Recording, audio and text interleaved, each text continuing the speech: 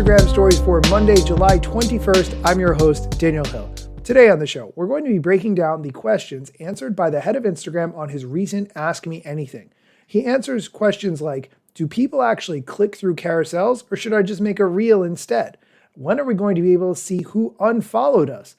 And questions about reach after you've posted, like does editing a caption or tagging after posting really impact reach? We'll get to all of these questions and more on today's episode, but first, here's a quick word from our sponsors. Welcome back. Let's start with the questions and answers about reach, and we're going to do one that we've talked about before.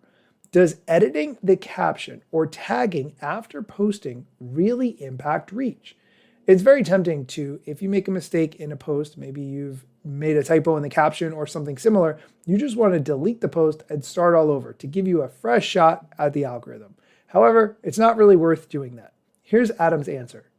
No, editing a caption or tagging someone after you post does not meaningfully affect your reach. Okay, let's do a very similar question. If I post a reel prematurely, quickly delete it, then fix and repost, does this affect the algorithm? Same answer. No, you should be fine, but know that if it's a problem with the caption, you can always just edit it. And if it's a small problem, you don't really need to do it. I think people are too precious sometimes about what they post, and sometimes little mistakes can be good. They can make your content seem more authentic and real. Now, if it's a big mistake, by all means, delete and repost. I get where this person is coming from. If you could make your post better, you want it to be the best possible version of whatever it is you're creating. You worked hard on it. If it's going to take you an extra 30 seconds to fix it so that it's right and you can sleep at night, I respect that. And trust me, I am right there with you. All right, let's do another algorithm/reach question. What counts more, likes or comments?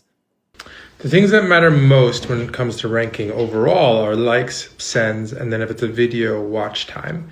Now, that doesn't mean that a comment matters less than a like. A comment's a bigger deal on a per comment basis, but overall, how likable your post is going to do more for your reach than how commentable it is. That was actually a really good answer. You do want to optimize for content that stops people from scrolling and that they like it and that it's so good they want to share it with someone else. This is the kind of content you should be creating. Let's go on to the next question, which has to do with carousels versus reels. Do people actually click through carousels or should I just make a reel instead? I personally would make a reel, that's just me, but I see the attraction of carousels. People definitely swipe through carousels. I think you should pick whichever format better aligns with what you're trying to do creatively. For some types of things, video is best. For other types of things, like, photo dump from a vacation, a carousel works best. I fundamentally disagree with that. I prefer a reel over a carousel. With a carousel, I have to use my finger and swipe. All this energy. No. If it's a reel and it's a bunch of photos from your vacation or something similar and it's synced to a beat of a song I like and I can watch it while I'm on the Stairmaster or the treadmill, I don't have to use my hands and it tells a story, I am right there for it. Since we're talking about carousels, let's do another one. Is there an ideal length for carousels? Here's Adam's answer. Nope, you can make carousels as long or as short as you like. I often end up using all 20 spots because I'm usually doing a photo dump, but sometimes I only do 2 or 3. Last week on the show, we talked about Instagram starting to test the ability to tell which photo or video in a carousel someone clicked the heart on or double tapped, at what point they liked it. That's the really thing I'm trying to describe here. And I think that information, when we know it, we're starting to use it in our regular posting schedule, will help us to figure out how many slides we actually should be using. I think that data long-term will help us to make better decisions. All right, let's do the last algorithm/reach question. How many times should I post per week? Here's Adam's answer. Unfortunately, there's not one silver bullet answer to this question. Generally speaking, I try to post a couple times a week because you want to remind people that you exist, you want to iterate on your creative, you want to get better over time. But I've seen people be really successful posting only once a month, and I've been seeing people be very successful posting 5 times a day. It's just about what you can sustain and what aligns with your goals for the platform. I always think it's important to find the line of being able to post fun and interesting content regularly that people like and that you're proud to post, but not doing it so often and holding yourself to an incredible content calendar where you are going to burn out. It's very hard to find that line. And Instagram, of course, wants you to post more and engage more, but it's in your best interest not to burn out. This is a marathon, not a sprint. Okay, we're going to take a quick break. When we come back, we're going to talk about Instagram giving the ability to see who unfollowed you and some feature suggestions, including being able to pin comments on posts and saving to folders a little bit more easily. Stick around.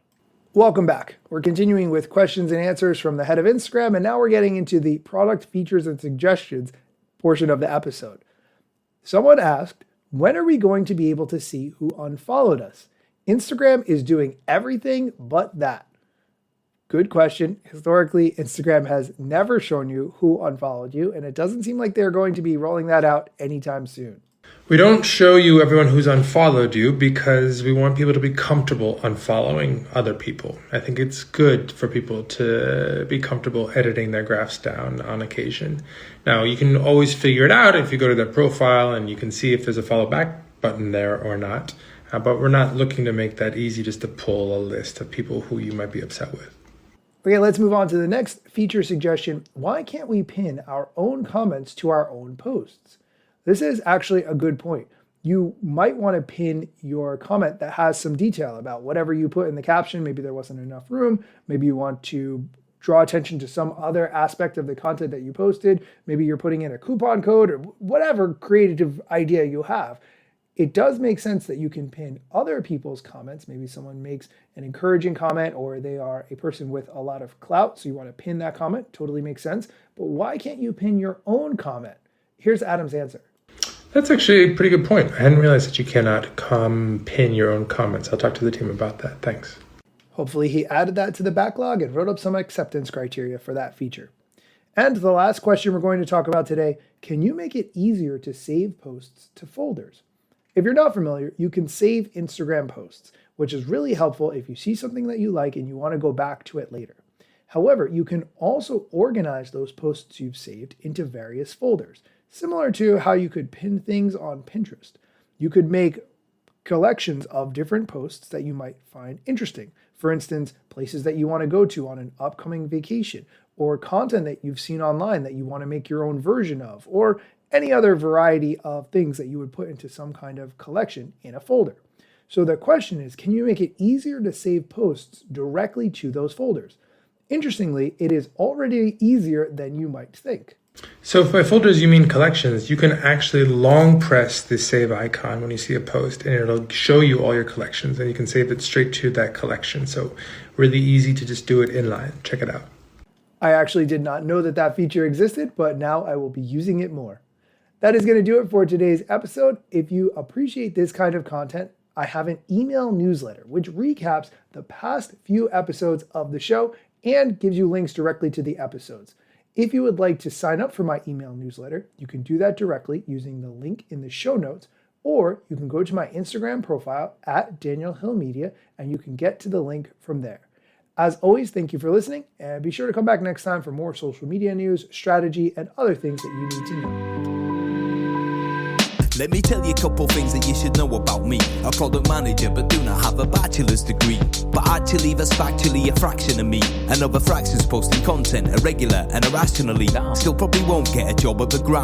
They forgot, they don't know, or don't care who I am. That's why you never see me at the parties and events. My lack of followers must make me irrelevant. Don't have a course, a book to sell to make a bag of grand. Not a social media marketer, don't represent any brands. Plain to see, don't have an agency, but I got a lot of spam. Just putting in my work, without the glitz and glam. Won't catch me eating fish, unless it's shrimp or clam. No six pack, no risk that, there's a gym card in my hand. Don't have a full-time job, but I got a lot of plans. Stay plotting, dropping knowledge on TikTok and Instagram.